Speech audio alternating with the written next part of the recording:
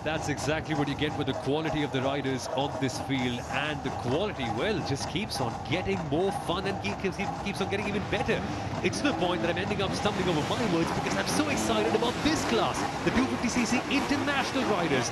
They are just, honestly, flamboyant, fast, honestly very aggressive as well, because we saw so many riders make moves that nobody else would do. But above all, we need to talk about one of these riders, Reed Taylor. This guy had the whole shot in the last race, and to the point that he didn't even have to fight anyone. Once he was away, he was just in a different league of his own.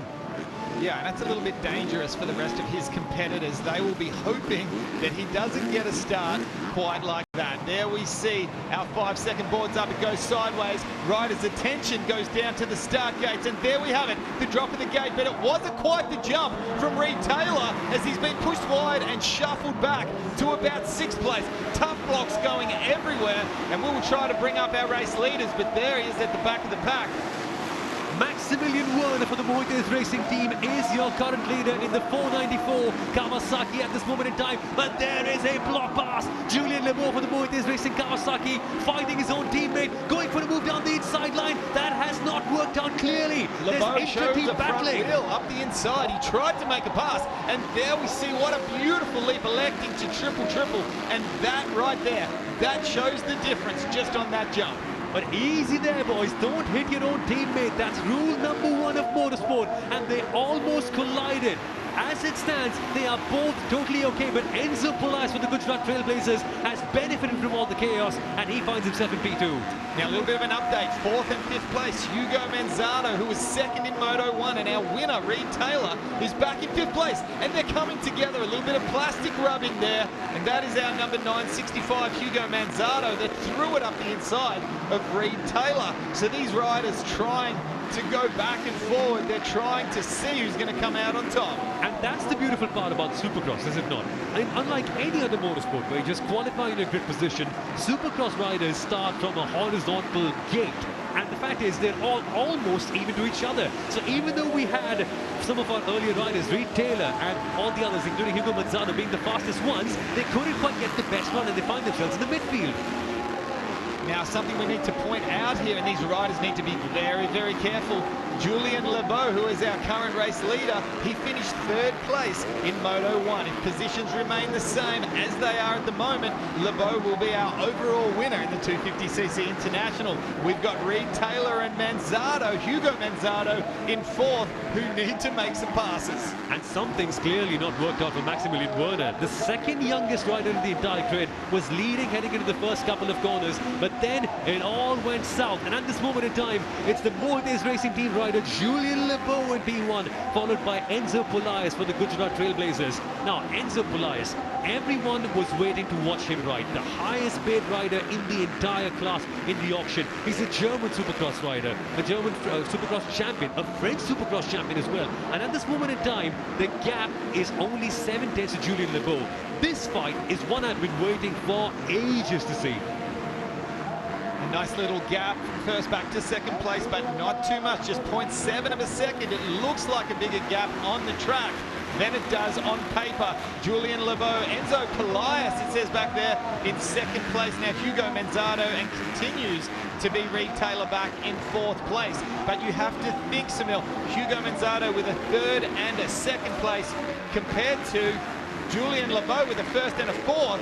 It is so close in points. And here comes Hugo Manzardo around the outside of Enzo Polaris for P2 in a move that we will remember for ages. A move so good that everyone must be going like, wow, how did he do that? Around the outside line, which normally isn't quite the grippiest. Hugo Manzardo got the run of his life and was able to steamroll past Enzo Polaris, and Enzo was just caught looking. Now the SG Speed Racers rider is up into P2. Now, certainly not having the race he would want. Reed Taylor, we just saw in the background, clipped another tough block. Let's have a look here at our replay. The passing move you were talking about just tipped it in. That's a grown man pass right there.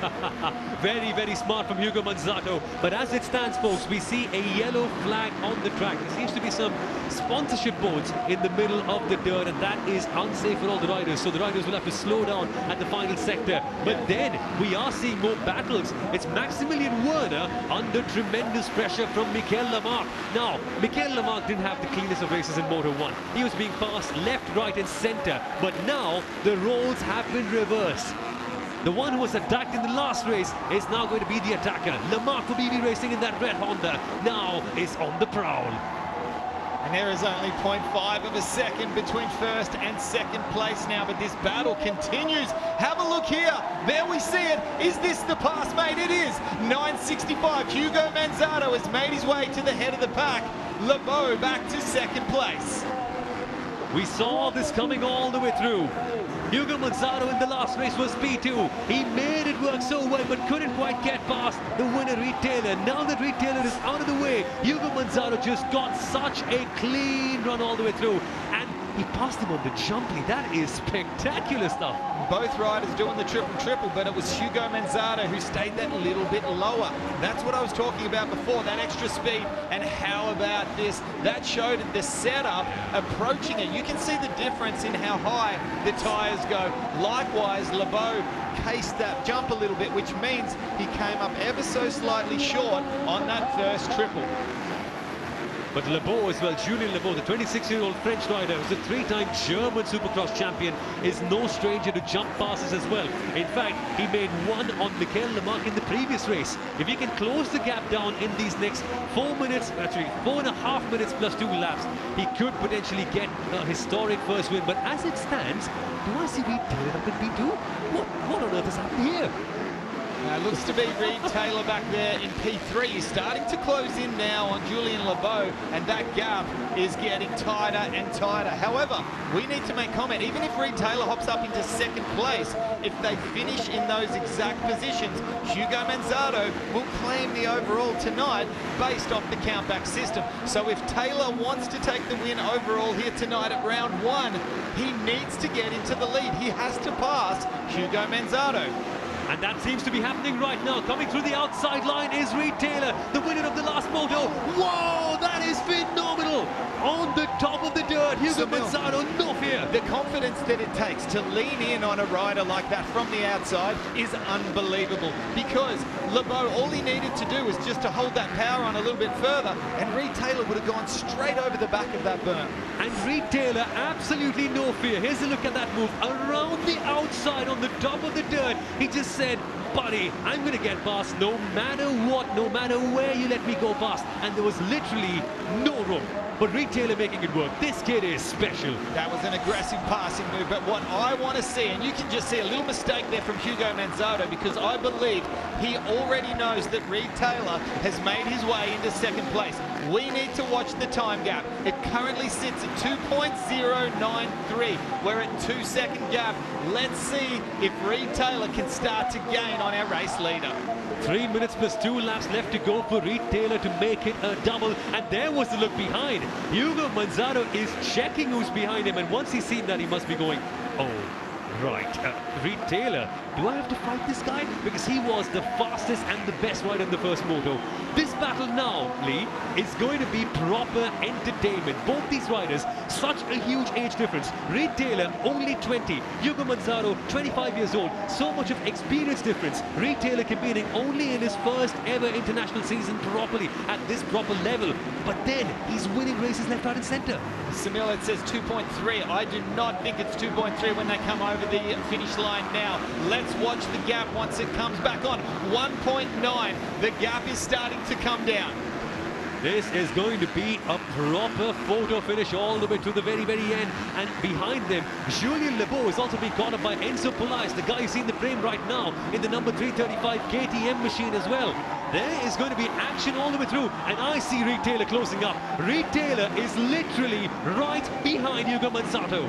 So the SG Speed Racers are trying to get some points back on Big Rock Motorsports, who have been unstoppable so far here in round 1 in Pune. So can Hugo Manzardo hold on over a very hard charging Reed Taylor? We're just trying to pick up in the background here. Watch for the front of the Kawasaki. He's getting closer. And you can tell that Reed Taylor is properly on a different zone altogether. I don't think the man can think, listen, or think about anything else at this moment in time. He's solely focused on one thing and one thing only, passing Hugo Manzano. But that right there, folks, is an incredible pass. That seemed to me like it was one of the SG Speed Racers guys getting past. Was it someone getting lapped? It's a bit tricky to tell at this moment in time. Look to me, 9:21, Uli Stocker out of Germany getting put a lap down. Blue flags waving. However, up the inside there, yes it is, 9:21, that was Uli Stocker who getting lapped, but doing the right thing, trying to keep out of the way of the race line, and that's what we like to see from a lapped rider. There is nothing worse than when a lapped rider has no idea they're about to be put a lap down. 1.3 seconds, the gap from Hugo Manzano back to Reed Taylor. On the screen at the moment, Lebeau back there in third place. A little bit of a lonely ride for the Mojitos Racing Team rider. When the clock turns down to 10 minutes, we will have 2 more laps left to go. And Hugo Manzano now has company. He has a 20-year-old Reed Taylor right behind him. Reed Taylor in that number 86 Kawasaki is literally on his rear wheel. This will be annoying. Hugo Manzano will be saying, get out of the way, man. Don't come into the back of me. Trying to set up a pass to the inside, throws the front wheel up there and makes the pass. Very smartly, Hugo Manzano decides to pull out of the contest in that corner, and that is all it took for Reed Taylor. Now I think now, will we see a rebound from Manzano? Does he have enough energy left? And this is something that I was about to say. You have to remember at the 10-minute mark, as we have a look at the replay here, what a well-executed and set up pass here. It didn't need to be too aggressive. That was not over the top whatsoever. But what you need to consider is the energy that it takes to be able to get to the 10-minute mark of this race. You have to think, how fatigued is Hugo Manzano? Does he have anything left in the tank? Because his lap times at the start were on another level, and that takes quite a lot of physical strength to do so. And Reed Taylor flowing all the way past. This kid seriously is jumping. That's a triple. That is a triple, ladies and gentlemen. The first rider in this class throughout this race to go for a triple. That basically is a sign and a stamp from Reed Taylor saying, I am the best and nobody's on my level. 1 lap to go for the Australian Reed Taylor riding for Big Rock Motorsports. They are stamping their authority here in Pune. This kid has been on fire and he wants to finish the night with another maximum 20 points, which will make it 40 points he's going to hand over to Big Rock. Incredible stuff from the 20-year-old Australian Reed Taylor. He's a 5-time New South Wales champion, but at an international level, this is going to be his biggest result yet. A double win in the 250cc international class. 1 more corner left to go. As he makes his way through the final corner, no rookie anymore. It is time to celebrate a double victory for the Australian and the Big Rock Motorsports rider, Reed Taylor, number 86 on board the Kawasaki machine. What a way to celebrate your first international race win all the way over in India. An incredible job for the young Australian from New South Wales. When you looked at the pecking order heading into this season, when you picked out your favourites, Reed Taylor probably wasn't up there. As a 20-year-old kid who's not won many international races, you thought, how good is this guy going to be? But he's gone up there and in the first couple of races has absolutely demolished the field. He won this race by 5.3 seconds. For context, he was down in P7 at the start. He went past almost everybody. Well, I'm going to be honest and say I expected him to be mid-pack, hopefully somewhere towards maybe getting on the podium. The moment that I saw him in the first practice, I knew. All right, let's head down to Sagrika, who is with Reed Taylor himself.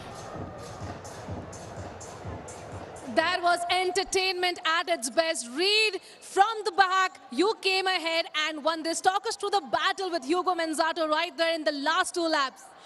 Yeah, I definitely had my work cut out for me then. I had a fair few guys to pass, but yeah, I slowly ticked them off and got it done. You told us how consistency was key. You were consistent throughout. Now tell us about how do you feel winning 2 out of 2 for your team? Yeah, I'm stoked. Like I said, I'd just like to say big thanks to Big Rock for being really comforting, like for my first time in India, and yeah, thank you. Absolutely amazing. Thank you. Congratulations once again. Let's head to a short break here, but live action continues as our heartbeats are through the roof.